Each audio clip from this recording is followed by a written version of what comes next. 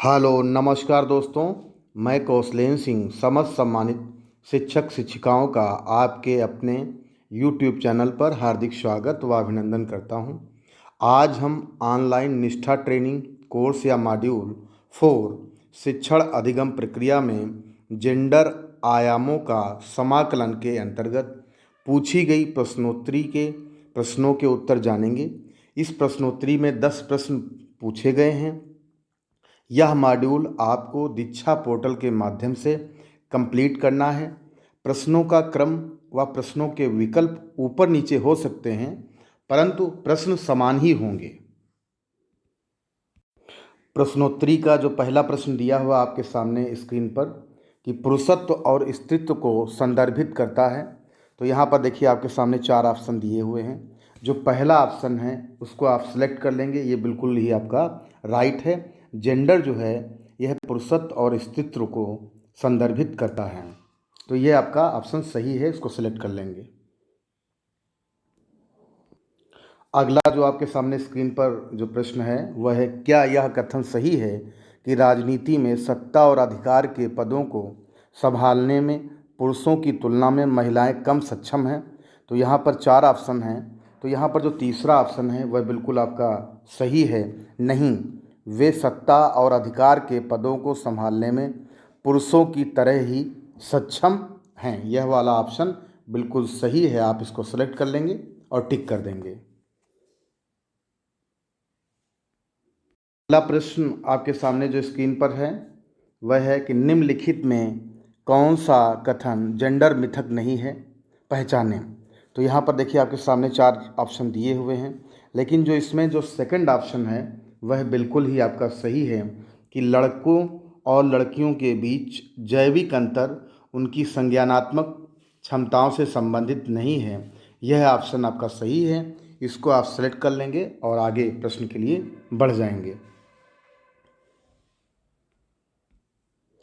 अगला प्रश्न जो है आपका कि निम्नलिखित में से कौन सा वाक्य सही है? तो यहाँ पर देखिए आपके सामने दिया है, लड़के लड़कियों से अधिक मेहनती होते हैं।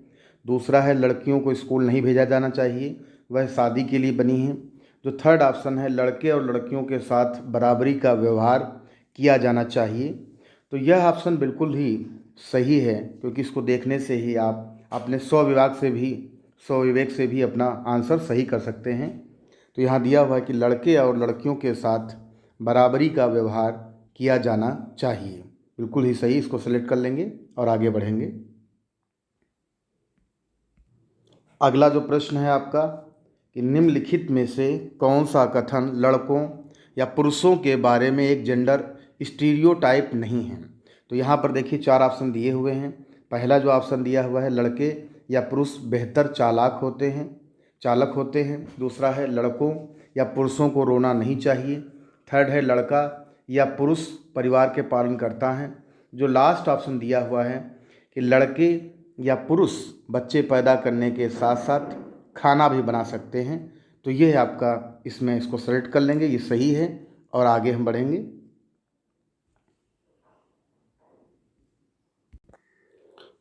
अगला प्रश्न है आपका कि जेंडर और यौन सेक्स के बीच अंतर क्या है?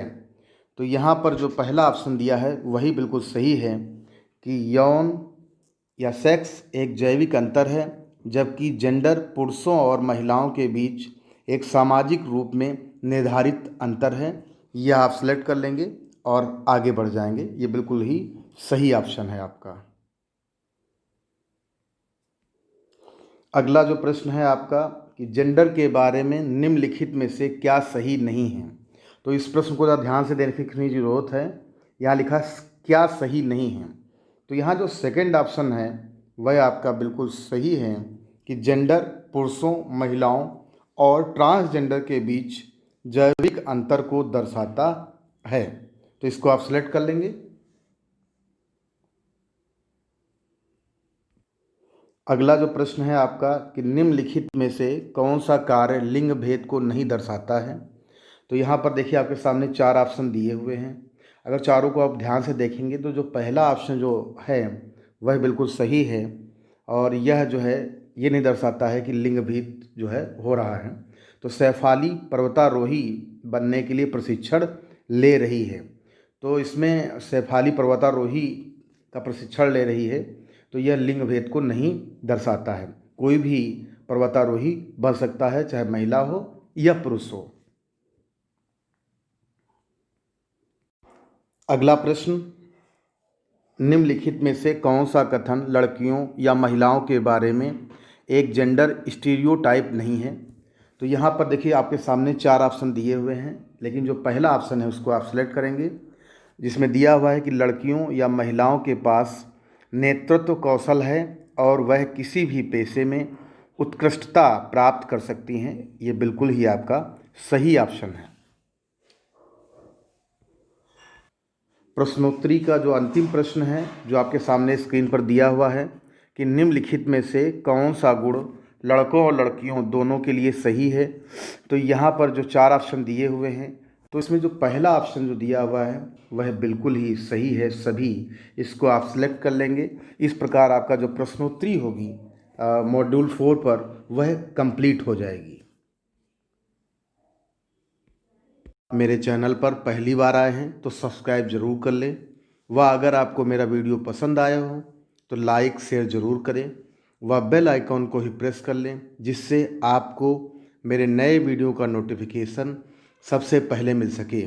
व आप ध्यानाकर्षण मॉड्यूल, शिक्षण संग्रह मॉड्यूल, आधारशिला मॉड्यूल से संबंधित महत्वपूर्ण प्रश्नों की श्रृंखला मेरे डिस्क्रिप्शन में दिए गए लिंक से देख सकते हैं।